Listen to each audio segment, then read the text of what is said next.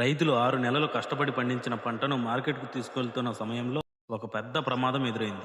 చేతి వరకు వచ్చిన పంట నోటికి అందకుండా పోతుందేమో అని రైతు గుండెలు పగిలేలా ఏడుస్తున్నాడు. భారీ వర్షం, వరద పెరుగుతుంది. బండి టైర్లు బురదలో పూర్తిగా కూరుకుపోయాయి. ఊరి జనం అందరూ కలిసి ప్రయత్నించినా ఆ బండి బయటకు రాలేదు. ఈ పంటను మార్కెట్‌కు తీసుకువెళ్ళకపోతే నా కుటుంబం రోడ్డున పడాల్సిందే అంటూ రైతు దూరంగా వెళ్ళిపోయాడు. వరద మరింత పెరగడంతో జనం భయంతో అక్కడి నుండి పారిపోయారు. అలాంటి క్షణంలో వచ్చాడు ఒక బలం, ఒక ఆశ, హల్క్. మీరు భయపడవద్దు, నేను మీ పంటను కాపాడుతాను అంటూ ఆ భారీ బండిని తన భుజాల మీద ఎత్తి పడేయడానికి ప్రయత్నం చేశాడు. మొత్తం బలం పెట్టాడు, కానీ బురద మరింత లాగింది. హల్క్ జారి పడిపోయాడు.